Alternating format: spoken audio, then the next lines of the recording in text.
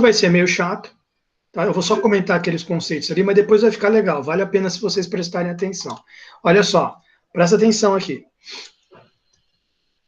A gente viu, então, na última aula, vou começar daqui, ó. A gente viu na última aula que se uma função, o conjunto dos pontos de descontinuidade, tiver medida nula, a função é integrável. Tá? Esse teorema está dentro do contexto dessa seção 4. Como é que é o título mesmo da seção 4? Condições suficientes. Lembra que eu falei para vocês, uma condição suficiente, ela é suficiente. Tá? Se você tiver ela, vamos chamar ela de H. Se você tiver H, então você tem T. H implica T. H é uma condição suficiente. Tá? Não significa que ele vai ser necessário, que ela vai ser uma condição necessária. Ela é suficiente.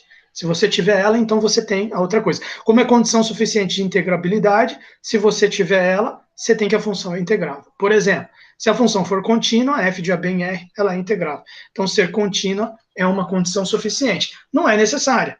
A gente acabou de ver que o conjunto, você pode ter um conjunto de descontinuidades de medida nula. Pode ser até um conjunto enumerável, infinito de descontinuidades. A função vai ser integrável. Mas ser contínua, ou seja, ser contínua, apesar de não ser necessário, é uma condição suficiente. Né? Nascer em Campo Grande é suficiente para você dizer que o cara é sul-mato-grossense. Mas não é necessário. Ele pode nascer em Aquidauana, ou em Coxim, ou em Dourados. E ele continua sendo sul-mato-grossense. Então, nascer em Campo Grande é uma condição suficiente para ser sul-mato-grossense, mas não é necessário. Bom, então, função ser contínua é integrável, função ser monótona é integrável. Agora, o conjunto dos pontos de descontinuidade ter medida nula é integrável, mais uma condição. Só que agora o que a gente vai ver? Uma recíproca. A recíproca do teorema 7 é verdadeira. Então, no fundo, essa questão, no caso do conjunto dos pontos de descontinuidade ter medida nula, nós estamos diante de uma condição suficiente e necessária, né? Porque vale a recíproca, vale a volta. Bom, a recíproca do teorema 7 é verdadeira. Vamos ver como é que é a recíproca. O conjunto dos pontos de descontinuidade da função integrável tem medida nula, ou seja, se é integrável, D tem medida nula. Teorema 7. Se D tem medida nula, F é integrável. Recíproca dele. Se F é integrável, D tem medida nula. Tá? Então é C e somente C. E eu vou deixar, estou explicando para vocês como funciona, vou deixar a demonstração para vocês, mas na demonstração ele vai fazer uso de alguns conceitos aqui que eu queria esclarecer. Olha lá, a recíproca do teorema 7 é verdadeira. Então, primeiro, deixa eu colocar aqui, né? Só para a gente lembrar, teorema, só passar um traço aqui, né? Teorema 7, só para a gente lembrar. O que é o teorema 7? Teorema 7. Se D o conjunto dos pontos, D igual conjunto dos pontos de descontinuidade, né? Conjunto dos pontos de descontinuidade de F. Quem que é a F? A F é uma função dois pontos de AB em R. Tá lá. F dois pontos de AB em R. Então, o que ele diz aqui? Ele diz o seguinte, é uma função limitada. Tem que dizer que ela é limitada. Limitada. Ponto final. Aí, o que diz o teorema 7? Se D tem medida nula, então F é integrável. D, medida nula, implica F integrável. Agora, a recíproca. Vamos colocar aqui embaixo a recíproca. Recíproca do teorema 7. Do teorema 7. É a volta. Vale a volta também. O que diz a volta? Se F é integrável, vamos ver como é que ele escreveu ali. F dois pontos de AB em R integrável, isso significa que o D tem medida nula, certo? Você vê que nem entrou aqui em consideração a questão de ser limitada, porque você já está dizendo que ela é integrável. Tinha a questão de ser limitada lá no outro, né? F integrável implica D medida nula. Medida nula. Então tá lá.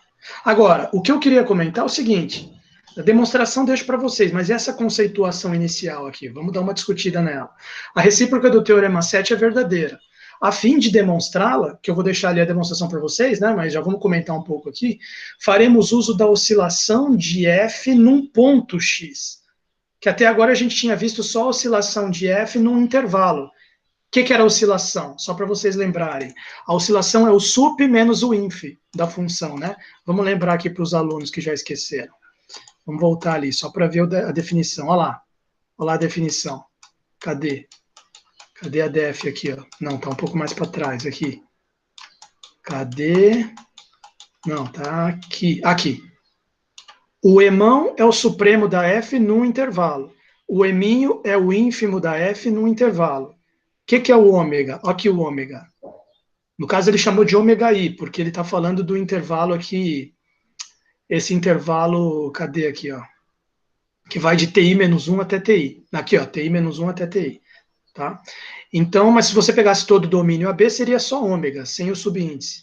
Então, ômega seria emão menos eminho. Se você pegar só esse intervalo aqui, ômega i é mi menos eminho i. De modo geral, a oscilação f num intervalo é o supremo da função naquele intervalo, emão, menos o ínfimo da função naquele intervalo, eminho. Veja só, oscilação tem a ver com supremo menos ínfimo num intervalo. Agora aqui ele está dizendo que para demonstrar a recíproca, você precisa do conceito de, vamos voltar ali, ó, oscilação da f num ponto, em vez de ser no intervalo. É uma coisa estranha, né? Mas o supremo da f num ponto não é igual ao ínfimo da f do ponto, que é igual a f no ponto? A princípio, sim, mas na minha mente vem meio que uma ideia assim, se ela for contínua no ponto, né? Se ela for descontínua, ela vai ter um valor no ponto, porém o limite dela vindo pela direita vai ser diferente do limite dela vindo pela esquerda. Deve ter alguma coisa a ver com isso, né? Aí, quando ela não é contínua, talvez essa oscilação no ponto dê diferente de zero. Vamos dar uma olhada. Então, quer dizer, recíproca do teorema 7 é verdadeira, eu já comentei com vocês, a fim de demonstrar, vamos fazer uso dessa oscilação da f no ponto de uma função limitada. Aqui ele teve que colocar limitada, porque vai que nessa descontinuidade aqui a função explode para infinito. Aí, quanto é que vai ser a oscilação? Infinito? Né? Então, para evitar esse problema, ele está dizendo que a função é limitada, ela não vai explodir para infinito em lugar nenhum. Então, vamos lá. Como é que eu poderia colocar aqui? Conceitos para demonstração da recíproca. E só fazer um comentário rápido aqui, eu já vou vou discutir 2 exemplos finais do CAP e vou entrar no 11, tá? Mas é que eu não queria pular essa parte aqui, já que eu não vou fazer a demonstração, pelo menos dar uma discutida aqui nesses conceitos iniciais. Então, ômega de fx, ômega f ponto vírgula x. O que é isso aqui? Oscilação de f no ponto x. No ponto x, ponto final. Desculpa, de f limitada. Faltou escrever que ela é função limitada. Né? Oscilação de f,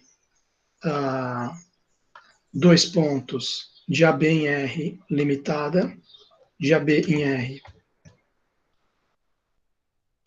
limitada,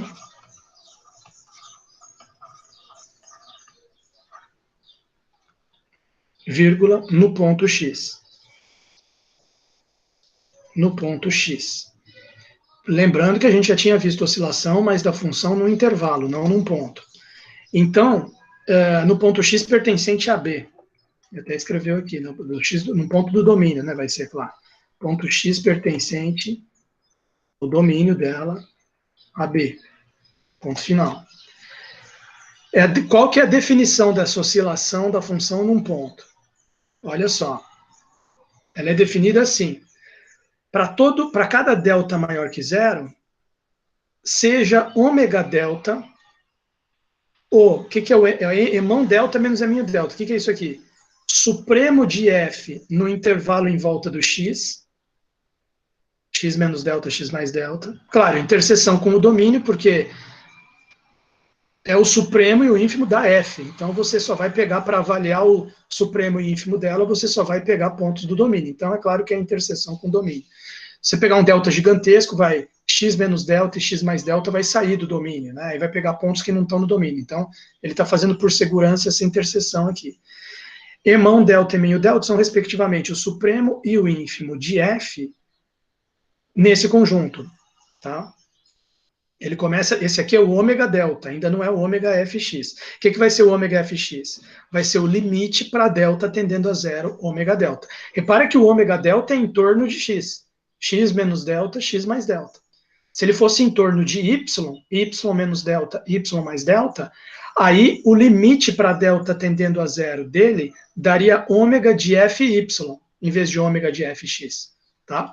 Bom, então vamos colocar assim. Para cada delta maior que zero, seja ômega delta, emão delta menos eminho delta. Só que antes, vamos falar quem é, que ele vai falando de trás para frente, né? Vamos começar falando quem é emão delta e eminho delta. Seja, então, definido, vírgula, definido da seguinte forma. Definido da seguinte forma. Da seguinte forma. 2 pontos. Então, em primeiro lugar, você tem emão delta igual supremo de qual conjunto? Do conjunto dos valores de f de x, tais que x pertence a AB interseção x menos delta, x mais delta. AB interseção x menos delta, x mais delta. Olha lá. Fecha conjunto. Agora, eminho delta, mesma coisa, só que com inf, né? Em vez de sup. Eminho delta igual ínfimo da função f de x, x pertencente a beta, x pertencente a beta, não, a b, tem um conjunto, interseção x menos delta, x mais delta. Então, ele definiu o supremo e o ínfimo da função f de x. Deixa eu destacar aqui para vocês verem aqui, ó. Função f de x, da função f de x, nesse conjunto aqui. Repara que aqui tem xzinho, tá? Depois ele fala o seguinte: o ômega delta é igual a 1 menos outro. Então vamos colocar aqui, ó. Vamos colocar aqui. Ômega de delta é igual a emão delta menos eminho delta. E daqui vai vir o ômega de fx. O que é o ômega fx? É limite para delta tendendo a zero disso aqui. Tá? Então vamos ver como é que ele explica isso aqui. Ó. Em primeiro lugar, ele diz, porque esse limite pode existir ou não, como todo limite. Né? Porém, olha só o que ele diz. A função ômega delta, ela é maior ou igual a zero? Claro que ela é maior ou igual a zero. Ela é um sup menos o inf. Nunca o sup vai ser menor que o inf. Né? Então não tem como ficar aqui o sup menor do que o inf e aí dá negativo. Então aqui é sempre maior ou igual que zero. Ela é limitada. Veja, a função é limitada. Então aquilo que eu falei, ela não vai explodir para infinito. Né? Então você não tem como... Se ela é limitada, ela está dentro de uma faixa. Se você imaginar o gráfico dela, o gráfico está dentro de uma faixa horizontal. Ela está limitada ali dentro daquela faixa. Então o supremo menos o ínfimo dela vai dar um tanto finito. Tá? Então, sempre um tanto finito e nunca vai... Não tem jeito de... O que eu quero dizer é o seguinte, fazer um desenho, um rascunho aqui. Função limitada significa... Tá aqui, ó, você imagina uma faixa em torno do eixo x. Isso aqui significa função limitada. Você tem uma faixa e a função está aqui dentro. O gráfico dela está aqui dentro. Nunca sai daqui, ela está limitada. Digamos, aqui é menos k, aqui é mais k. Módulo de f, essa função aí que eu fiz é módulo de f de x menor ou igual que k. Está limitada. É isso que significa função limitada. Limitada. Então, o que acontece? Dado um ponto x, que ele pegou ali o ponto x, digamos que o ponto x está aqui. O supremo, Um ponto x não, ele pegou um intervalo, né? X menos delta, x mais delta. Então, vamos lá. Aqui é o x menos delta, aqui é o x mais delta. Dentro desse intervalo, o supremo da função, o máximo que ela atinge, está aqui, digamos. O ínfimo da função está aqui, olha lá. Supremo menos ínfimo é esse tanto aqui. Isso aqui é supremo menos ínfimo, essa barrinha vermelha aqui, ó. Certo? Então, nunca isso aqui vai explodir para infinito, essa barrinha vermelha, porque a função está toda presa aqui dentro, né? A função está toda presa aqui dentro, quer dizer, o máximo que vai dar é isso aqui, ó. Esse é o máximo que chega, essa oscilação, ômega delta. Porque, supondo que tem algum momento aqui onde o gráfico da função pega aqui, e aonde um pouquinho mais para frente ele pega aqui. E aí você pega um intervalo desse que pega os dois pontos, né?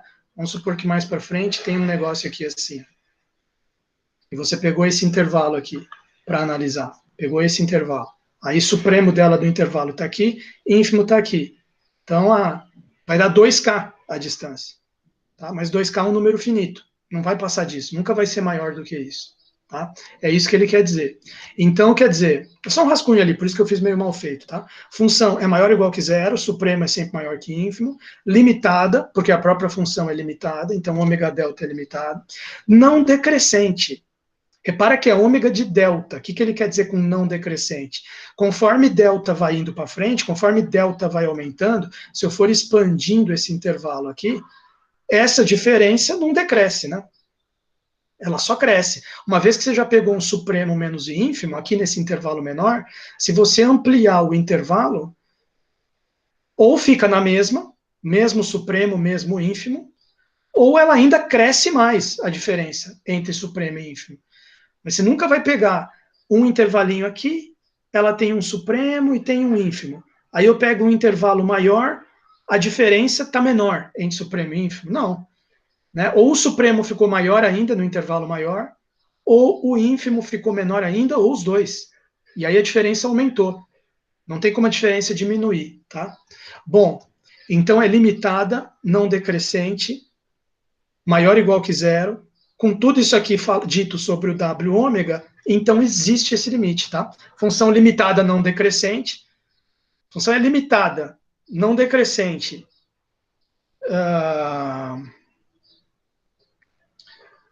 Acabou. Né? Ela está limitada e nunca decresce. Então existe o limite.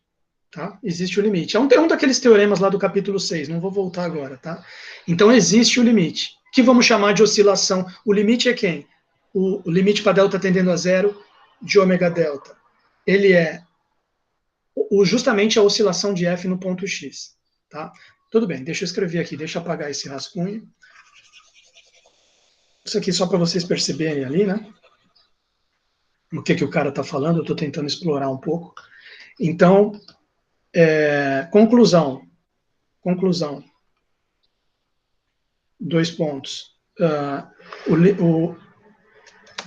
Existe esse limite aqui, limite para delta tendendo a zero do ômega delta, dessa oscilação dentro de intervalo, que vai de x menos delta até x mais delta, mas você faz o limite para o delta tender a zero. E isso aqui dá o que a gente chama de oscilação da função f no ponto x. Vou dar um exemplo para os alunos aqui. Vamos pegar, eu vou pegar um exemplo onde não dá zero essa oscilação. Eu vou imaginar a seguinte situação aqui, ó. Imagina que você tem uma função, vamos pegar o x sendo o próprio ponto zero, e vamos imaginar que a função faz aqui assim, e a função é bola aberta aqui, faz aqui assim. Olha essa função. Essa aqui é a minha função f de x. Esse aqui é o x igual a zero. E eu quero saber quanto que é a oscilação dessa função f justamente no ponto x igual a zero. Tomando esse x aqui igual a zero. Né? Ômega f ponto vírgula zero. Quanto é que seria? Vamos usar a própria fórmula dele. Seria o limite para delta tendendo a zero disso aqui. Então, você imagina os intervalos da forma x menos delta, x mais delta. Interseção AB, digamos que o AB está bem grandão aqui, ó, AB, vamos pegar tudo dentro do AB, aí essa interseção aqui some.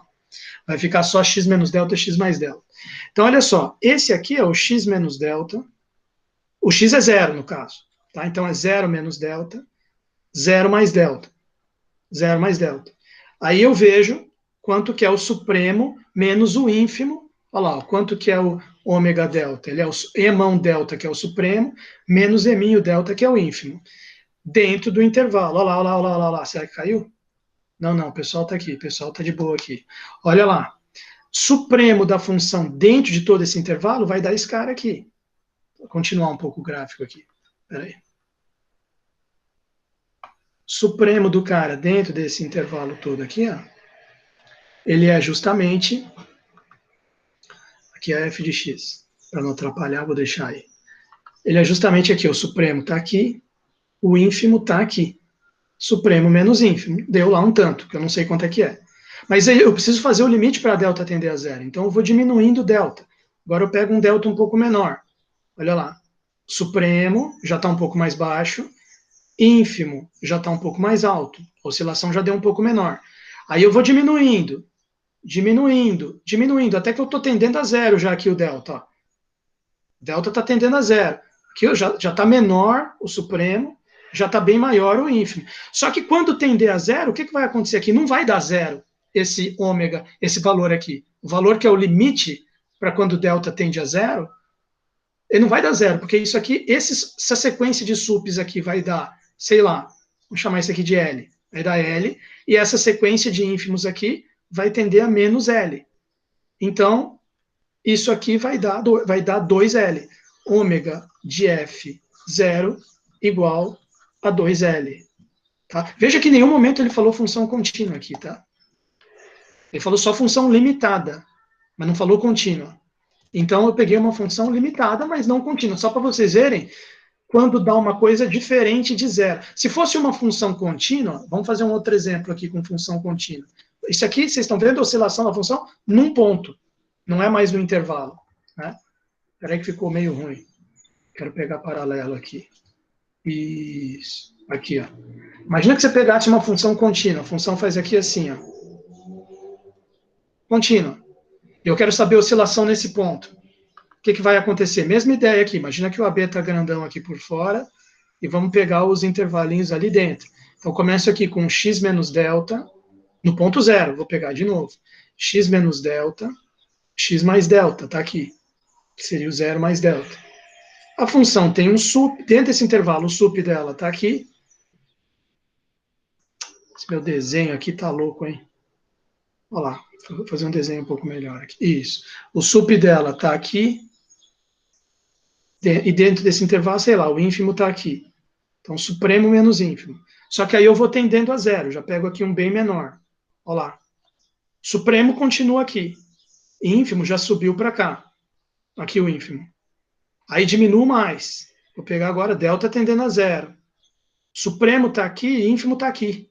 Vocês estão vendo o que está acontecendo? Olha, o ínfimo estava aqui, depois veio para cá, agora já está aqui. Se eu pegar um intervalo menor ainda, o supremo ficou o tempo inteiro parado aqui, e o ínfimo foi, ó, estava aqui, depois está aqui, depois já está lá em cima, depois vai chegando cada vez mais perto, até que você vai chegar à seguinte conclusão: ômega F0 igual a zero, porque supremo vai dar igual a ínfimo. E aí, sup menos ínfimo vai dar zero. Certo? Então, você veja, essa oscilação da função no ponto, ela pode dar um valor diferente de zero, ela pode dar um valor zero. Tá? E vocês estão entendendo com esses exemplos aqui como é que na mente do cara está passando essa ideia aqui de oscilação da função do ponto. Alguém, por acaso, só por curiosidade, alguém acompanhou o que eu falei? Não? Só para ver se... Humilhação total, ninguém acompanhou. Não, mas tudo bem. Tudo bem, continue aí ligando. Gabi Sandin, olha só, Gabi Sandin disse assim, que sorte. Pô, Gabi, você me salvou aqui. Viluges, Karina da Costa Conceição, Thaís Alves de Oliveira, obrigado por vocês todas existirem, né? Então, olha só, presta atenção. Vamos seguir aqui. Segue-se imediatamente da definição de função contínua que essa oscilação é maior que zero, se e somente se a função é descontínua no ponto x. Foi o que eu acabei de mostrar para os meus aluninhos. Olha lá, a função descontínua deu diferente, 2L, né? É evidente que 2L é diferente de zero, sim. 2L é maior que zero, que é diferente também, que nem eu escrevi. É que eu escrevi só diferente, não coloquei maior. E porque eu queria comparar com um caso que é igual a zero, igual diferente, mas ele foi mais preciso, ele falou, vai dar maior que zero, sup menos o inf vai dar maior que zero. Se e somente se, hein? Quer dizer, a oscilação de uma função num ponto é diferente, no caso maior que zero, se e somente se a função é descontínua no ponto x. Se x é um ponto interior de um intervalo dentro do domínio, então, olha só, se x é um ponto que está dentro de um intervalo, o intervalo lá dentro do domínio, x pertence a i que está contido em AB. Então, a oscilação da f lá no ponto x, que está dentro do i, vai ser menor ou igual à oscilação da f em todo o intervalo. Turma, esse valor aqui, 2L, que foi a oscilação da f nesse ponto, deu 2L, ele é evidentemente menor ou igual que a oscilação da f no intervalo desses aqui, ó. Imagina que você pega esse aqui. Imagina que você pega esse intervalo, chama ele de I. Sup aqui menos inf aqui deu uma distância maior do que essa aqui. Tá? Ok? A oscilação da função num ponto é menor ou igual do que a oscilação da função em todo um intervalo englobando o ponto. Tá? Interessante essa ideia aqui. A oscilação, mas esse vocês já sabem desde o começo do capítulo, a oscilação da função no intervalo é supremo da função no intervalo, acabei de mostrar lá na primeira página, menos inf da função no intervalo. Se x é um ponto dentro do intervalo, mas se x é um dos extremos do intervalo, pode ocorrer que, mas se x é um dos extremos do intervalo i, pode ocorrer que a ômega seja estritamente maior. Ah, sim, o que é negação do menor igual? É maior. Quer dizer, isso aqui pode ser negado, pode ocorrer o contrário disso, se x for um extremo do intervalo i. Aí eu tenho que pensar aqui num exemplo, mas eu acho que eu consigo. Eu acho que eu consigo. Se x for um extremo do intervalo i, mas aqui a função é contínua, né? Função é contínua. Ele está falando de uma função. Ah, sei somente se a função é descontínua. Aqui não está claro para mim se ele está falando de uma função contínua ou descontínua. Tem isso também. Então não vou. Ah, ele deu exemplo. Ainda bem que ele mesmo deu exemplo. Eu já estava me ferrando aqui para pensar no exemplo. Esse é, por exemplo, o caso da função de menos 1 até 1 em R, dada por f de x igual a 1 e f de x igual a. Não, é descontínuo. Né? Vamos fazer o desenho aqui. F de menos 1 em 1, f de menos 1 em 1, f. Vamos dizer que aqui é o menos 1. E vamos dizer que aqui é 1, né? Vamos dizer que aqui é 1. Tá lá. E você tem uma função que ele diz que é como? f de x igual a 1 para x de menos 1 até 0. Deixa eu fazer o gráfico aqui. F de x igual a 1 para x de menos 1 até 0. Bola aberta aqui.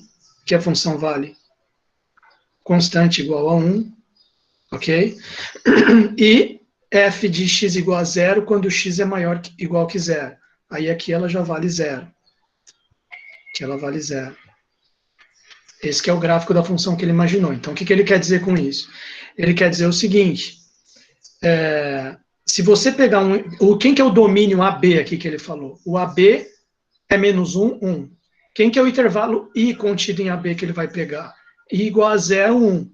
Quem que é o X que ele vai pegar? X igual a 0. Então, vamos lá. Vamos escrever aqui.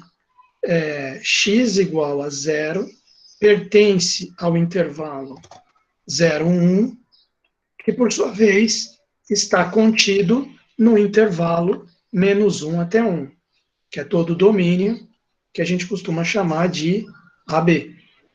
AB. Está aqui. Tá? Então, essa é a situação aqui que ele está observando. E aí ele vai querer provar o quê? Vai provar o seguinte. Quem que é, olha só o que ele diz, a oscilação da F no intervalo é sup da F no intervalo menos inf da F no intervalo. Qual intervalo? No I, que é o 0, 1. Então, olha para o 0, 1. No 0, 1, você me desculpa. No 0, 1, de 0 até 1, a função é constante igual a 0. Então, oscilação dessa função no intervalo I Sup dela nesse intervalo é 0. Inf dela nesse intervalo é 0. Você me perdoa, na minha opinião, isso aqui é 0. Agora, ok. Qual que é a oscilação dela no ponto x? Para x igual a 0. Que nem eu tinha pego aqui no meu exemplo. X igual a 0. Então, pegando o x igual a 0, olha lá, tem que ir pegando os intervalos tendendo a 0 aqui. Se você imaginar que a sequência de intervalos, de x menos delta até x mais delta, olha lá, sup da função, pum, inf da função, pum, dentro desse intervalo, diminui mais. Sup da função, tá aqui, inf da função, tá aqui. Você vê que o sup menos inf está dando sempre 1 menos 0. Aqui, ó, 1 menos 0, 1 menos 0, diminui mais. 1 menos 0.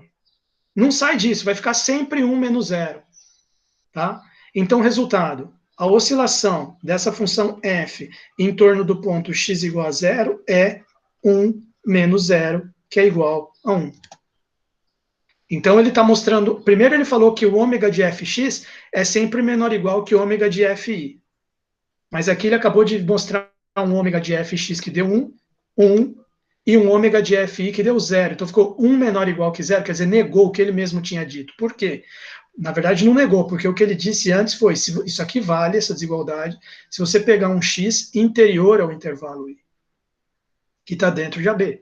Mas aqui, no caso, ele pegou um x que está no extremo, do x igual a 0, extremo 0 do intervalo i, que está dentro de AB. Aí essa desigualdade não funcionou. Enfim, tudo isso aqui é um aquecimento mental para você chegar aqui, eu vou deixar para vocês entender essa linha de raciocínio. Vou pular para ganhar tempo.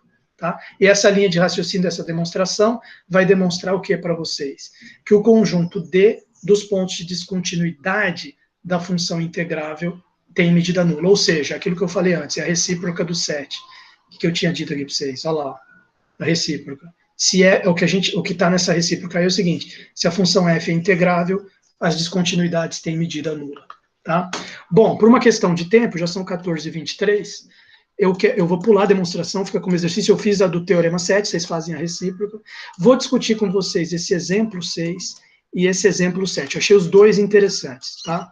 O exemplo 6, ele tem a ver com o conjunto Cantor lá da seção 5 do capítulo 5. Esse vale a pena lembrar. Se você voltar lá no semestre passado e você for na seção 5 do capítulo 5, vamos abrir rapidamente aqui, ó. Olha lá.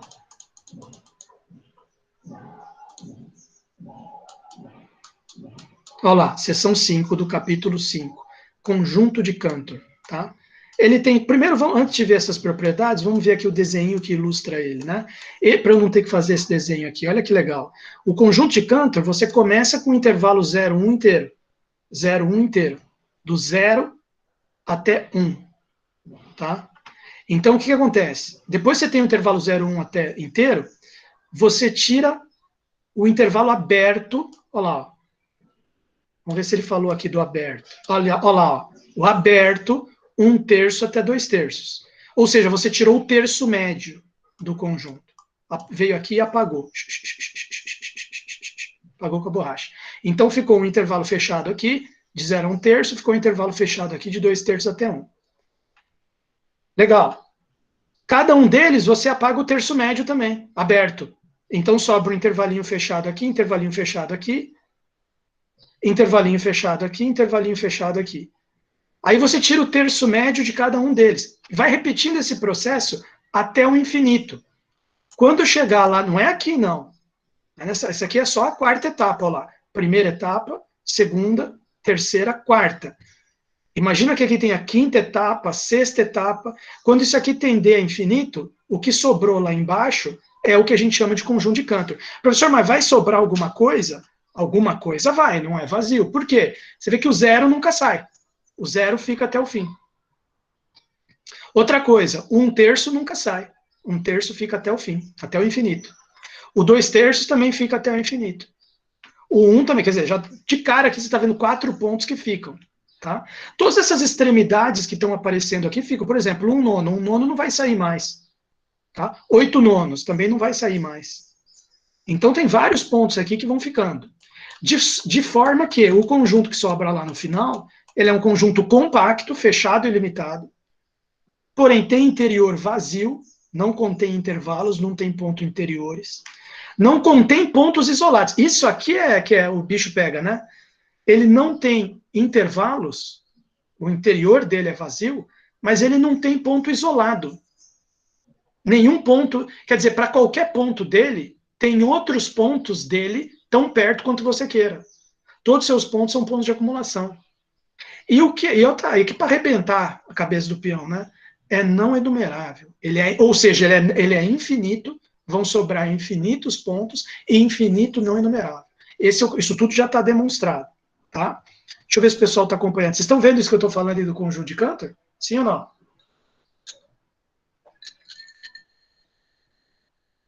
Aê, valeu, Daiane. Valeu, obrigado. Olha só, obrigado. O pessoal está aí, está sobrevivendo. Agora, vamos voltar aqui. Esse conjunto de Cantor, porque agora eu quis lembrar ele para vocês, senão o cara vai começar a falar aqui de conjunto de Cantor, aí ferrou, né? Então, lembrei aqui como é que é o bicho. E lembrei das principais propriedades, tá? Tem uma outra propriedade dele aqui que ele não coloca, que eu vou mostrar, eu acho que eu consigo encontrar aqui na internet, quer ver? Ó? Cantor Dust, que é o nome dele em inglês, poeira de Cantor. Olha lá, ó, Cantor Dust, ou Cantor Set, né?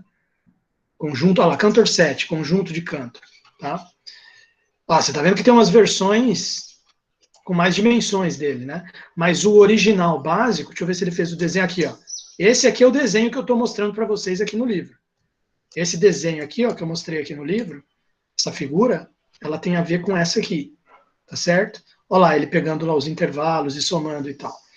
Então, tem um negócio interessante aqui, olha lá, ó. Não sei se ele vai falar aqui, além de todas as coisas, aqui, ó, eu acho que é aqui. Existe um conceito de dimensão desses conjuntos. Conjuntos fractais, ele é um exemplo de fractal, mas eu não sei se ele vai citar aqui. E tem uma forma de calcular a dimensão fractal dele, a dimensão de Hausdorff dele. Eu não sei se o cara vai ter coragem de falar isso aqui, porque é um negócio que mexe com a mente de quem está estudando o conjunto de Cantor, né? Deixa eu só fazer uma busca aqui para ver se eu acho. Olha o cara dando zoom aqui no conjunto de Cantor, ó. Tá dando zoom. Olha que legal isso aqui. Esse aqui é bem legal. Mas deixa eu ver se eu acho aqui, só antes de continuar. Você quer ver, ó? Hausdorff. Aí já vai direto. Ah, aqui, ó. Achei. Deixa eu aumentar aqui, porque senão eu vou falar, a turma não vai acreditar. Então, olha só. A dimensão de Hausdorff. Cadê? Agora o pessoal vai conseguir ler aqui, ó. Mas cadê o negócio que eu tinha achado? The Hausdorff Dimension. Olha lá. Dimensão de Hausdorff. É uma dimensão fractal. Tá vendo a palavra fractal ali, ó? Fractal dimension. Do conjunto de Cantor é igual a Ln de 2 sobre Ln de 3.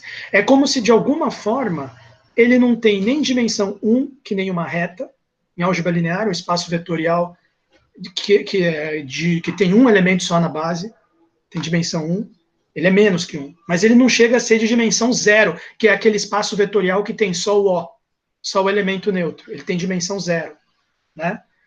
Então, ele é uma coisa entre o 0 e 1, a dimensão dele. Ln de 2 sobre Ln de 3. Olha que interessante. Dimensão de Hausdorff. Eu acho.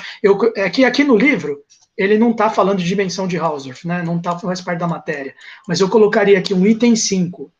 Essas coisas interessantes do conjunto de Cantor. É compacto, fechado e limitado. Tem interior vazio, não contém intervalos. Não contém pontos isolados. O bicho não tem intervalo e, ao mesmo tempo, não tem ponto isolado nenhum. E é infinito não enumerável. E 5, a dimensão de Hausdorff dele é Ln de 2 sobre Ln de 3, aproximadamente 0,631. Tem uma dimensão entre 0 e 1. Então, olha só, é um conjunto muito interessante? Pô, interessantíssimo. Interessantíssimo. Né? Bom, e o que ele vai falar aqui do conjunto de Cantor? Seção 5 do capítulo 5, já resgatamos lá.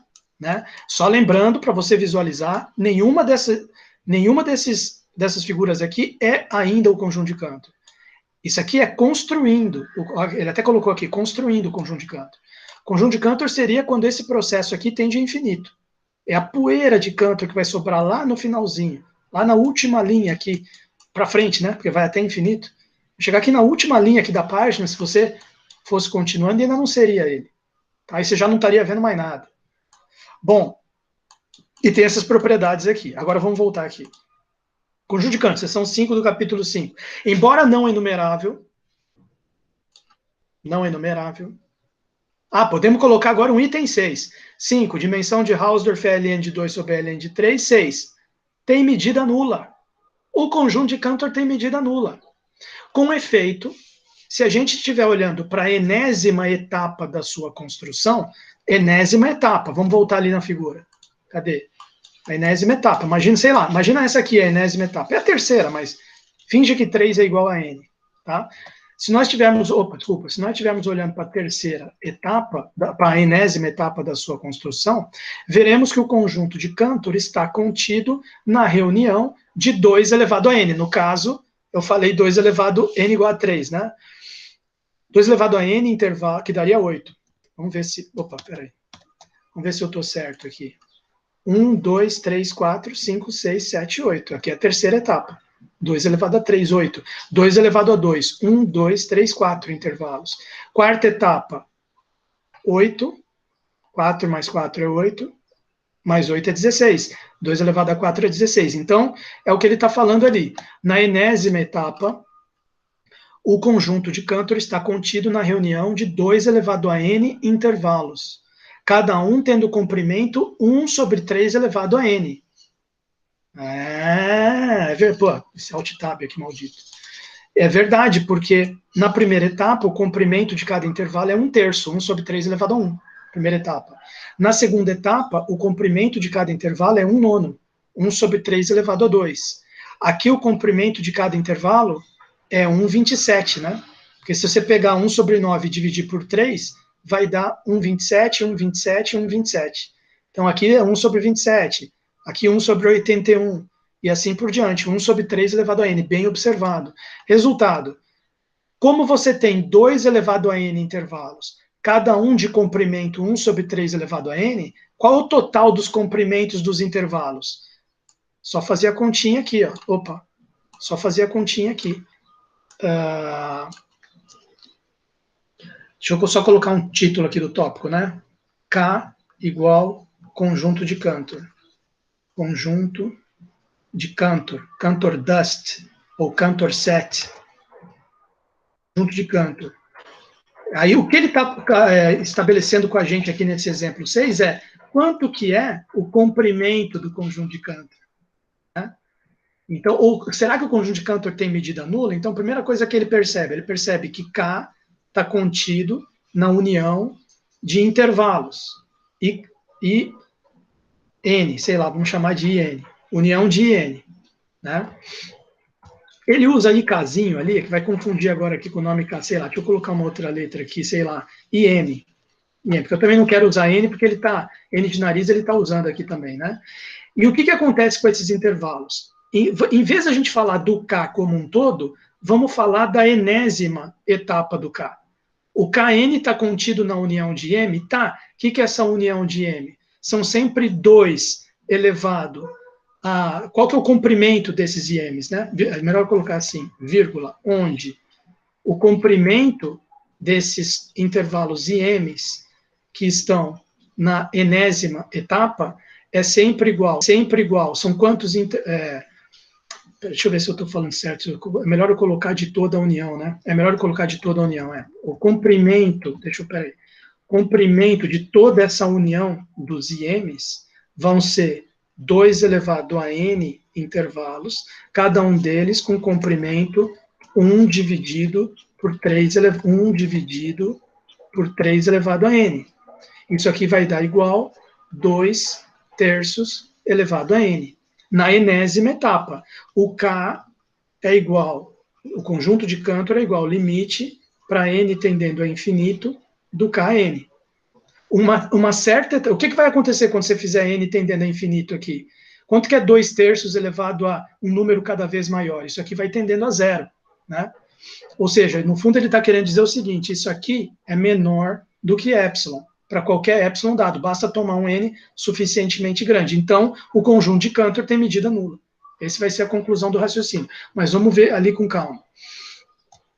Então, com efeito, se pararmos na enésima etapa de sua construção, veremos que o conjunto de Cantor está contido na reunião de 2 elevado a n intervalos, cada um tendo comprimento 1 sobre 3 elevado a n. Eu mostrei isso para vocês aqui na figura. Tá? Bom,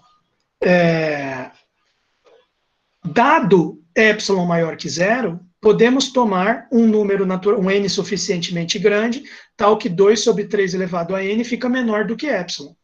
E concluiremos que, se você for para uma etapa n, para n suficientemente grande, o Kn, que é a enésima etapa de construção do K, vai estar com comprimento, vai estar contido numa família de intervalos com comprimento menor do que epsilon. Como o K é o limite para n tendendo a infinito, isso aqui vai tender a zero, o comprimento dos intervalos, onde ele está contido. Vai ficar menor do que epsilon, com toda certeza. Medida de K é nula. Medida nula. Tá? Então, quer dizer, conclusão. Deixa eu escrever essa conclusão ali. Que o exemplo tem 2 partes. Essa é a primeira. Depois ele vai pegar uma outra consequência. Portanto, K, conjunto de Cantor, K, tem medida nula. Tá? Agora, presta atenção no seguinte. Olha só o que ele vai dizer aqui embaixo. Se você pegar uma função definida de 0, 1 em R, você repara que o conjunto de Cantor está todo dentro do intervalo 0, 1, do jeito que ele montou aqui, né? Você começa com o intervalo 0, 1 inteiro e vai tirando pedaço, vai tirando pedaço, vai tirando pedaço. O que sobra lá no final é o conjunto de Cantor, mas tudo que sobrar lá no final está dentro do intervalo 0, 1 fechado, tá? Só um comentário. Então, pegando uma função que é definida, seja f definida de 0, 1 em R, tal que f de x é igual a 0 se x está no conjunto de Cantor. E f de x igual a 1 se está fora do conjunto de Cantor.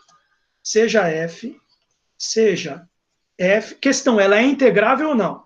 Seja f de 0, 1 em R, tal que f de x é igual a 0 se x pertence a conjunto de Cantor,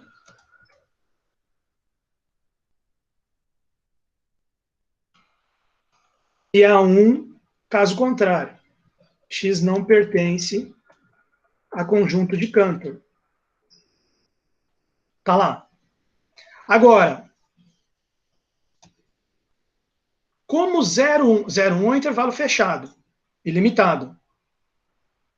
K, a gente já viu que é fechado também, né? Ele colocou lá, era o item 1, acho. Olha lá, item 1. Compacto. Compacto é fechado e limitado, então é fechado. Tá? Então, o que acontece? Na verdade, aqui o que acontece é o seguinte, ó. Se você imaginar que esse aqui é teu universo, o que é o universo menos um fechado? É o complementar de um fechado, é um aberto. Tem que voltar um pouco lá na topologia na reta, cap 5, né? 0, 1 fechado é o universo, tá? Menos um fechado, K, o complementar, vai ser um aberto. Tá? Então, todos os pontos que não pertencem a K, eles estão nesse 0, 1 menos K. Eles são pontos de conjunto aberto. Tá? Resultado, a função é localmente constante. A função fica... É impossível você ter ali uma descontinuidade nela. Portanto, contínua. Aqui ele até falou na situação. Claro, porque logo na sequência aqui ele falou função contínua. Porque se ela fosse constante num fechado ali, não daria para você dizer que ela é localmente contínua, porque deixa só eu explicar o que ele quis dizer com essa expressão. Localmente, gente, é quando tem um intervalo em volta do ponto no qual o negócio acontece. Então, se ele está dizendo que ela é localmente constante, ele está dizendo que em qualquer ponto que eu pegar azinho, tem um intervalo em volta do A, no qual alguma coisa acontece. A localmente constante tem um intervalo em volta do A, no qual a função é constante. Certo? Constante. Bola aberta. Bola aberta. Ok? Por que não daria para dizer, se fosse fechado aqui o intervalo que é constante? Se fosse fechado, ela ficaria assim, ó. Não daria para dizer que é localmente constante. Pelo seguinte, ó. Fechado, eu poderia pegar esse ponto aqui. Aí não vai ter um intervalinho em torno dele, aonde a função é constante. Não tem jeito. se esse aqui for o meu Azinho. Só que aqui não tem esse ponto Azinho da extremidade. Por quê? Porque é tudo aberto. Não dá para você pegar a extremidade, não tem extremidade do intervalo aberto. Então, qualquer ponto que você pegar tem um intervalo em volta dele no qual a função é constante. Por isso que ele usou essa expressão localmente constante. Tá? Bom, mas tudo bem, só um detalhe técnico. Vamos continuar aqui, não vamos perder o pique. Aí ele diz o seguinte, olha, beleza, a função f é localmente constante nos pontos aonde não pertence ao conjunto de cantos, 0, 1, menos k. Ela é constante igual a 1. Portanto, é contínua nesses pontos onde x não pertence a k. Contínua, certo? Olha lá o pessoal. Será que caiu a live? Vamos ver aqui. Vamos ver se caiu a live. O pessoal está me mandando mensagem. Acho que já era essa live. Já era. Deixa eu ver aqui. Não. Caiu não. Não, o pessoal está aí. O pessoal está aí. Não, tá jóia. Não, que bom, que bom. Vamos prestando atenção no que eu estou falando aqui, que é muito interessante. Como K não possui pontos interiores, F é descontínua em todos os pontos de K. Olha só isso aqui. K não possui pontos interiores, ele tinha falado isso aqui. Ó. Todos os seus... como K não possui... tem interior vazio, é o item 2, não contém intervalos. Interior é vazio, não tem ponto interior do conjunto K. Então, olha só, presta atenção. Como K não possui pontos interiores, F é descontínua em todos os pontos de K. Ela vai ser descontínua. Não tem jeito. Por quê? Porque nesses pontos de K, deixa eu ver se ele chega a usar a palavra isolados aqui. Ó. Não contém pontos isolados, mas também não contém pontos interiores. Você vê só. Em todos os pontos de K, ela é 0. Nos outros pontos fora de K, ela é 1. Então, como é que ela vai passar de valer 1 para valer 0? Quando sai de um conjunto e vai para o outro, né? Evidentemente, tem uma descontinuidade ali. Né? Certo? Ah, professor, mas e se fosse assim? O cara poderia pensar assim. E se a função for assim? Ela é... Eu vou te explicar por que ele está falando desse negócio aí, dele não ter ponto interior. Ela poderia ser assim, a função, né? Tipo, ela é 0 aqui num trecho, depois ela é 1 no outro trecho, aberto aqui. Depois ela é 0 num outro trecho, depois ela é 1 no outro trecho. Depois ela é 0. Nesse caso, ela tem as descontinuidades aqui, mas tem ponto onde ela é 0 e ela é contínua. Esse aqui seriam os pontos de K, onde ela é 0. Olha lá, quando x pertence a K, ela é 0. Quando x não está em K, ela é 1. Esse aqui seriam os pontos fora de K. Só que isso aqui não acontece, por quê? Porque K não tem ponto interior. Isso aqui é um intervalo. Ó. Isso aqui está cheio de ponto interior. No capítulo 5 já foi provado que K não tem pontos interiores. Então, não vai poder ter uma figurinha dessa aqui, onde ela vale 0 e é contínua naquele ponto onde ela vale 0. Só não é contínua em alguns, na extremidade. Nos outros todos os pontos ela vale 0 e é contínua. Isso aqui não rola no caso do conjunto de Cantor. Por quê? Porque se isso rolasse, você estaria provando que ele tem ponto interior aqui. E ele não tem ponto interior. Então, ela é descontínua em todo ponto que ela vale 0. Tá? Essa aqui é a conclusão dele. Bom, vamos ver aqui onde é que ele vai terminar. Como K não possui pontos interiores, F é descontínua em todos os pontos de K. Agora, veja bem, veja o impacto disso. Ela é descontínua em todos os pontos de K e só neles. Nos pontos fora de K, ela vale 1, é constante e é contínua. Só que a gente provou antes que K é medida nula. Então, essa função é descontínua num conjunto de medida nula. Logo, ela é integrável pelo teorema 7. Deixa eu fechar a janela que está começando um temporal aqui.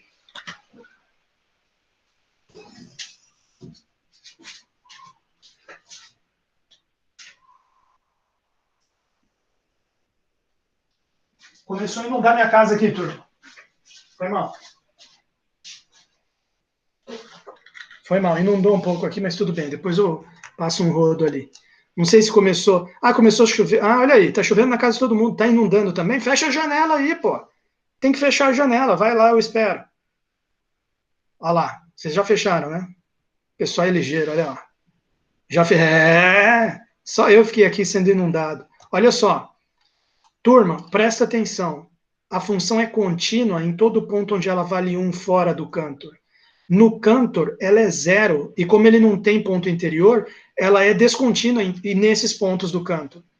Só que o Cantor tem medida nula. E a gente viu no Teorema 7 que, quando os pontos de descontinuidade têm medida nula, a função é integrável. Pelo Teorema 7, f é integrável. Interessante. E quanto será que vale a integral? Quer dizer, nós estamos vendo uma função de 0, 1 em R, que ela vale 0 só nos pontos do conjunto de Cantor. E vale 1 fora do conjunto de Cantor. Acabamos de descobrir que essa... Ou seja, a função é nula num fractal. É isso que é essa função. A função, as raízes dela são um fractal. São um objeto de dimensão Ln de 2 sobre Ln de 3. Você acabou de descobrir que, bom, só para completar a definição, ela é 0 no fractalzão lá do conjunto de Cantor e é 1 nos outros pontos. Você acabou de descobrir que essa função é integrável pelo Teorema 7. E agora resta a pergunta, se ela é integrável, quanto vale a integral dela? Deixa eu só escrever aqui na lousa, então. Então, acabamos de ver que f é contínua. Só resumir aqui o que a gente discutiu. É contínua em todo ponto. Em todo ponto. X não pertencente a K. E acabamos de ver que f é descontínua. Descontínua. Em todo ponto. X pertencente a K. Então, conclusão. Só que a gente já tinha visto antes que, porém, K tem medida nula. Medida nula. Aquela história do 2/3 elevado a n. Medida nula. Isso implica que f é integrável. Aí surge uma pergunta natural.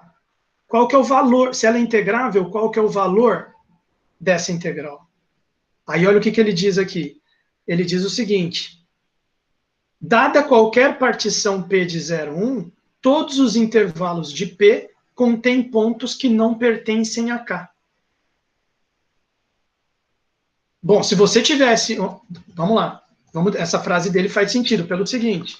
Se você tivesse aqui no intervalo 0, 1, vamos colocar um intervalo 0, 1 aqui. Digamos que o 0 está aqui e o 1 está aqui. Dentro dele está o conjunto de Cantor. Poeira de Cantor, Cantor Dust. Se você pegar uma partição qualquer desse intervalo, T0 aqui, opa! T0 aqui, depois T1, depois T2, depois T3, depois T4, depois T5. Olha a frase dele. Dada qualquer partição P de 0, 1, todos os intervalos de P têm que conter pontos que não são do conjunto de Cantor. Por absurdo, a gente pode demonstrar. Suponha que tivesse um intervalo da partição P, digamos esse aqui, que contivesse só pontos que são do conjunto de Cantor. Não contivesse nenhum ponto que não pertence a K. Então, você teria um intervalo contido dentro do conjunto de Cantor. Esse intervalinho aqui estaria contido dentro do conjunto de Cantor. E o que a gente viu antes? Que o conjunto de Cantor não contém intervalos, é o item 2. Então, por isso que ele disse essa frase aqui. A frase que ele falou foi a seguinte, que está correta.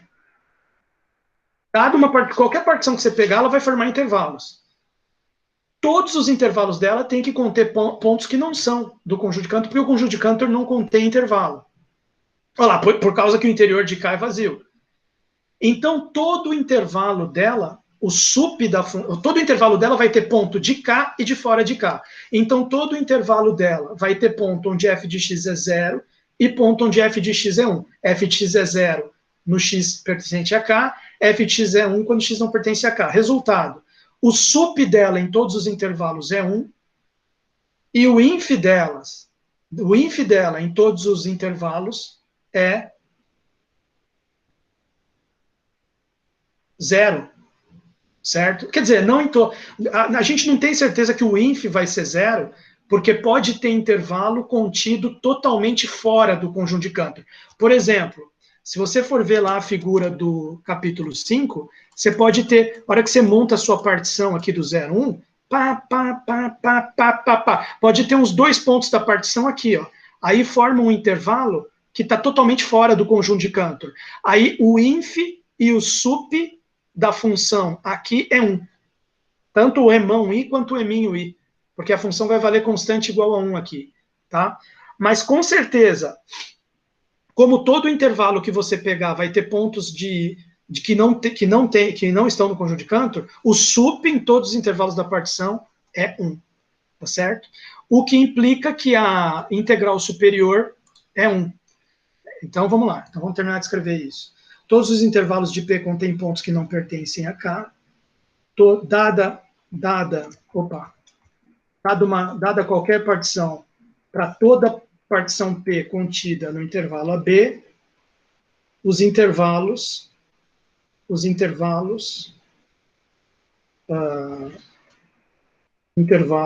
como é que são os intervalos da partição? São TI menos 1 TI, né? Que ele escreve sempre. TI menos 1 TI contém sempre pontos,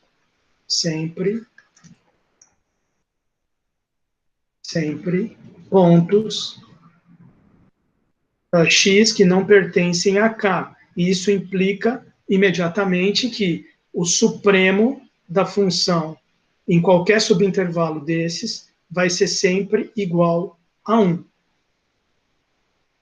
Bom, conclusão. O que é a integral? O que é uma soma superior de f numa partição? A soma superior é a somatória dos... Vai acontecer isso aqui, ó. Soma superior de f na partição P, vamos lembrar da definição, né? É somatório de igual a 1 até n, supondo que a partição tem n elementos, né? Aqui é o T0, aqui é o Tn, somatória de igual a 1 até n, emão i, soma maiúscula, S maiúscula, soma superior, Ti menos 1. Só que o emão i é igual a 1, então isso aqui vai ficar igual somatória de igual a 1 até n, Ti menos 1, o que é a soma de todos os comprimentos de todos os intervalos da partição. Somou todos os comprimentos de cada um deles. Vai dar o comprimento do intervalão inteiro, que é o intervalo 1, 0. Qual que é o comprimento do intervalão inteiro? 1 menos 0, que é igual a 1. Conclusão, a soma superior é constante igual a 1 para qualquer partição. Isso implica que a integral de 0 até 1, integral superior da f de x dx, que é igual ao quê?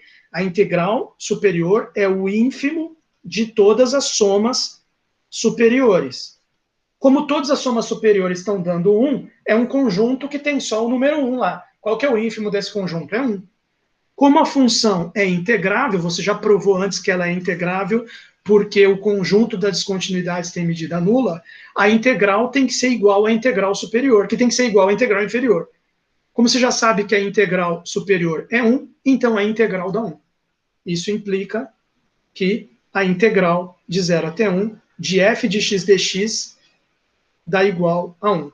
Ou conclusão, se você pegar uma função, definir ela 0 nos pontos aqui do conjuntinho de Cantor, né?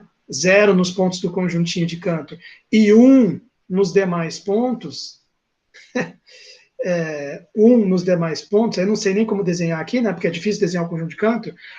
Essa função é integrável e a integral dela dá igual a 1, tá certo? É o que a gente acabou de provar. Eu achei bacana esse exemplo, por isso que eu queria discutir com vocês. Último exemplo do capítulo, professor, já vimos muitos exemplos de conjuntos. Aqui já vimos muitos exemplos de conjuntos que não têm medida nula. Conjunto finito, que tem medida nula. Conjunto finito tem medida nula. Conjunto infinito enumerável tem medida nula. Conjunto de Cantor tem medida nula. Inclusive, ele acaba sendo um exemplo de um conjunto infinito não enumerável que tem medida nula. Professor, tem algum conjunto que não tem medida nula? Um intervalo. O intervalo não tem medida nula. Olha o que ele vai explicar aqui. Último exemplo, para fechar aqui o capítulo, a gente já vai entrar, eu vou fazer o primeiro teorema do capítulo 11 já para a gente ganhar tempo. Espera aí. Último exemplo. Se A menor do que B, claro, né? O intervalo AB não tem medida nula. Como que você prova isso? Muito simples. Imagina que você tem uma cobertura do intervalo AB. Quer dizer, o intervalo AB está contido numa união de outros intervalos. Nós podemos supor essa cobertura finita, teorema de Borel-Lebesgue.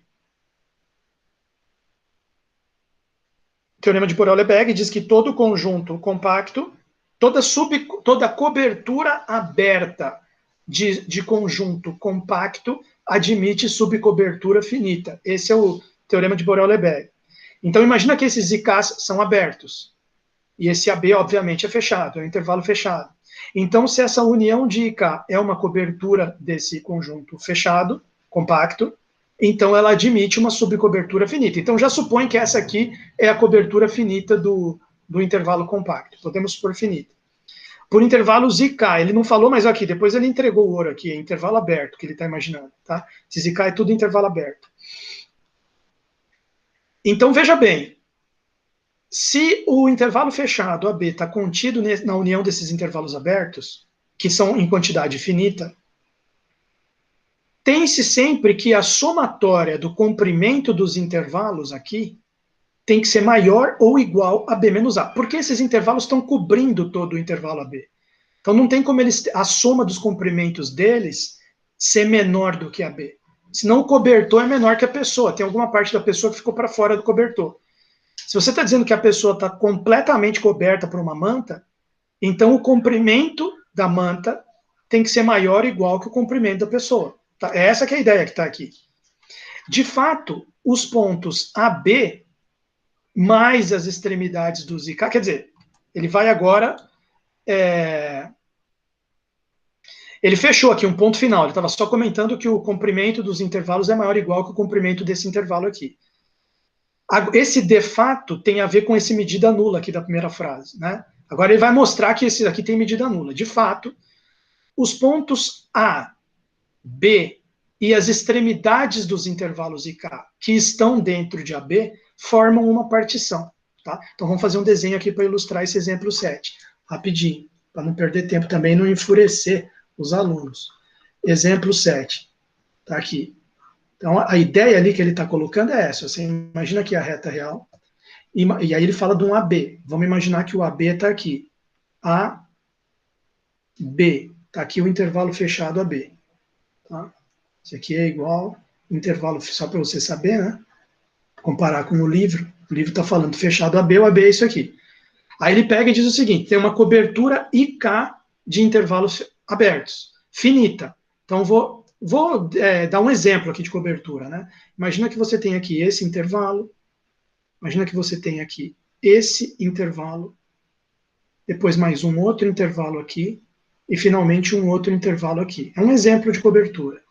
I1, I2, I1 está aqui, esse cara aqui é o I1, aí esse aqui é o I2, depois vem esse aqui que é o I3, e por fim o I4. I3 e I4. Então você vê claramente que AB está contido na união de I1 com I2, com I3, com I4. Deixa eu escrever mais para cá, que eu fui meio burro escrever aqui. Deixa eu escrever para cá. Você vê claramente que o intervalo fechado AB está contido na união de I1 com I2, com I3, com I4. Ponto final. Tá lá. Bom, e você vê claramente que se você somar o comprimento desses intervalos aqui, I1, I2, I3 e I4, vai dar maior do que o comprimento de AB. Né? Você está vendo claramente que comprimento do I1, somatória dos comprimentos de IK, que é igual ao comprimento de I1, mais comprimento de I2, mais comprimento de I3, mais comprimento de I4, dá maior ou igual que B menos A, que é o comprimento de AB. Tá? Dá maior ou igual que B menos A, que é igual a comprimento do intervalo AB.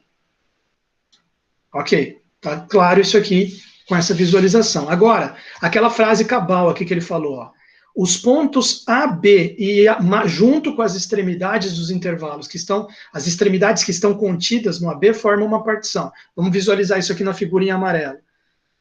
O A é o primeiro ponto da partição. Depois, aqui já temos uma extremidade de intervalo que está dentro. Então, esse aqui é o T0, esse aqui é o T1. Outra extremidade de intervalo que está dentro, T2. outra extremidade de intervalo que está dentro, T3, outra extremidade de intervalo que está dentro, T4, T5, T6, e aqui no fim um T7, que é o B. Então é o A, o B e todas as extremidades de intervalo que estão dentro. Você vê que essa extremidade de intervalo aqui eu ignorei, essa extremidade de intervalo eu ignorei. Peguei só as extremidades que estão dentro. Acabou formando uma partição P. Você tem ali uma partição P que é igual o A, que é T0, que é menor que o T1, que é menor que T2, T3, T4, T5, T6, que é menor que o T7, que é igual ao B. Formou uma partição ali. Tá? Bom, claro que aqui ele fez genérico aqui no livro, né? Ele escreveu até TM, não ficou colocando até 7 que nem eu ali no desenho. Que esse meu exemplo aqui é para tentar facilitar um pouco, para ilustrar para as pessoas o que ele está imaginando. Então, olha só, o que ele vai colocar ali? Os pontos A e B mais as extremidades do IK formam uma partição tal que cada intervalo aberto da partição está contido em algum IK. Essa é uma ideia feroz. Vamos tentar ver aqui no desenho. Cada intervalo da partição, vamos ver aqui. Ah, realmente, ele tem razão. Por exemplo, esse primeiro intervalo da partição está contido no I1. Esse segundo intervalo da partição está contido também no I1. E está também contido no I2. Está também contido no I2. Esse intervalo da partição está contido aqui no I2. Esse outro intervalo está contido aqui no I3. Todo o intervalinho aqui da partição está contido em algum desses 4 Is. Esse aqui, por exemplo, está contido no I4. Esse aqui está contido no I4 também. Certo? Esse aqui está contido no I3. Todos. Tem razão o que ele falou. Estou visualizando aqui. Bom, qualquer intervalo da partição TI menos 1 TI está contido em algum IK. Vamos escrever isso aqui da seguinte forma. Para todo I menor ou igual que 1, maior ou igual que 7, aqui na minha anotação, existe um K maior ou igual que 1, menor ou igual que 4, um dos 4 intervalos, tal que o intervalo TI menos 1 até TI vai estar contido no IK. Ponto final. Tá? Aqui estou adaptando para 7 e 4 para ficar de acordo com o meu desenho. Ali no caso dele, ele fez genérico. Tá? Bom, se escrevermos I contido em K não significa nada um número contido no outro, é só uma anotação aqui do exemplo. Tá? Se a gente simbolizar como I contido em K, porque ele vai usar aqui, significando que o intervalo TI menos 1 TI está contido no intervalo IK, a gente pode dizer que a somatória para todos os Is contidos em Ks desses TIs é menor ou igual que o comprimento dos IKs. Menor ou igual do que o comprimento do IK. Assim, para todos os intervalos dentro de um mesmo IK. Sim, concordo 100%. A soma dos intervalos, por exemplo, vamos pegar aqui no nosso próprio exemplo. Ó. Quem que são os intervalos que estão dentro do I1? Do primeiro azul aqui que eu fiz. É esse primeiro intervalo e esse segundo aqui. Esses dois primeiros estão dentro do I1. Se eu somar o comprimento dos dois primeiros, é menor ou igual que o comprimento de todo o I1. É isso que ele está dizendo ali. Tá? Tudo bem, estou de acordo. Né? Vou escrever aqui, vou registrar. Somatório, já vou colocar direto somatório que já deu para entender. Se eu somar todos os intervalos TI menos 1 até TI, que estão dentro do intervalão IK, se eu somar o comprimento deles, TI menos 1, isso tem que dar menor ou igual ao comprimento do IK. Olha que interessante essa desigualdade, porque olha só qual vai ser a consequência dela, para fechar o exemplo. Daí,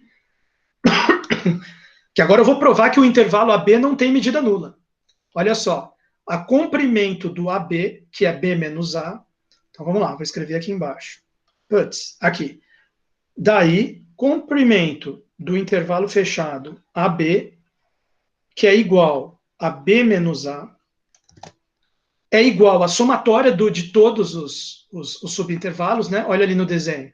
Se eu somar todos os subintervalos, comprimento dos subintervalos vermelhos, dá o comprimento aqui do AB ao total. Tá certo? Então, isso aqui é igual somatória de todos os TI menos 1, para dar B menos A. Mas aí o que eu faço? A somatória de todos os TI menos 1 é a somatória de todos os... O que é isso aqui? Isso aqui é a somatória dos intervalos dentro de um certo IK. Dentro de um certo IK, se eu somar, por exemplo, se eu somar ali os dois primeiros que estão dentro do I1, então eu somei só os dois primeiros subintervalos. Né? Para dar todo B menos A, aqui é tudo sinal de igual, eu tenho que somar todos os subintervalos que estão dentro de todos os intervalos. Não posso só pegar e somar esses dois aqui que estão dentro do I1. Eu tenho que somar os dois que estão dentro do I1, mais os que estão dentro do I2, mais os que estão dentro do I3, tá certo? Ali eu vou somar todos, tá legal? Bom, tem só um detalhe aqui eu acho que ele deveria ter colocado menor ou igual, né? Porque aqui você pode somar algum intervalo mais de uma vez. Aí não sei, eu colocaria menor ou igual aqui. Eu colocaria menor ou igual aqui, porque vocês viram, por exemplo, esse intervalo aqui vai ser somado duas vezes, né? Quem que está dentro do I1? Esse mais esse. Quem que está dentro do I2? Esse mais esse mais esse. Esse aqui foi somado duas vezes. Então, esse, na minha opinião, seria o menor ou igual aqui. Esse negócio aqui é maior, mas não vai estragar a demonstração, vai dar na mesma, tá? Porque o que ele quer provar é que isso aqui é maior ou igual que uma constante, tá? Então, olha só a conclusão. Eu vou botar menor ou igual aqui. Menor ou igual do que? Somatória para todos os Ks, da somatória para I contido em K, TI menos TI menos 1. TI menos TI menos 1. Fechou. Isso aqui, como ele já tinha... Veja bem, o que é esse negócio aqui que eu acabei de escrever? É como se eu tivesse metido um somatório aqui. Então eu coloco um somatório aqui também, do lado direito da desigualdade. Menor ou igual que somatório IK. Então, veja, para um conjunto ter medida nula, certo? A somatória da cobertura dele, dos comprimentos dos intervalos da cobertura, tem que ficar menor que epsilon. Vamos voltar lá, só para vocês lembrarem. Olha lá o que é medida nula aqui. Ó. Ah, mais um, né? Mais um. Olha lá o que é medida nula. Medida nula é quando existe uma cobertura, que o conjunto está contido nela, e o somatório dos comprimentos dos intervalos dela fica menor que epsilon, para todo epsilon dado. O que a gente acabou de provar ali? Que essa cobertura, olha lá, ó, qualquer cobertura que você pegar, o que vai acontecer? A somatória dos intervalos vai ser sempre maior ou igual que isso aqui. Na verdade, esse de fato aqui é comprovando essa desigualdade que ele tinha falado antes, tá? De fato, ele vai comprovar isso aqui. Ele queria comprovar essa desigualdade, que para mim era extremamente intuitiva. Na verdade, ele comprovou ela.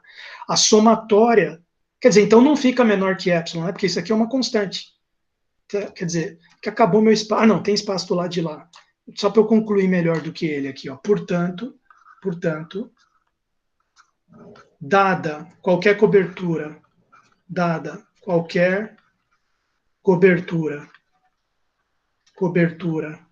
de AB, dada qualquer cobertura de AB, temos a somatória do comprimento dos intervalos dessa cobertura fica maior ou igual que B menos A, que é igual a uma constante C. Ok? Maior do que zero. Então, resultado. Tome epsilon igual a C dividido por 2 e vemos que, né, porque aí o que vai ter? Você vai ter a somatória de módulo de IK maior do que epsilon, porque vai ser maior, se isso aqui é maior ou igual que C, né, então é estritamente maior que C sobre 2, então é maior que epsilon, e não menor, logo AB não tem medida nula. Se fosse menor que epsilon, teria. Não tem medida nula. Então, fechamos esse capítulo vendo que os intervalos fechados AB não têm medida nula, tá certo? Mas vale a mesma coisa para os abertos também. Tá? Aí teria que adaptar um pouco a demonstração, mas eu não vou fazer isso aqui. Eu queria gravar num vídeo separado, agora o comecinho do capítulo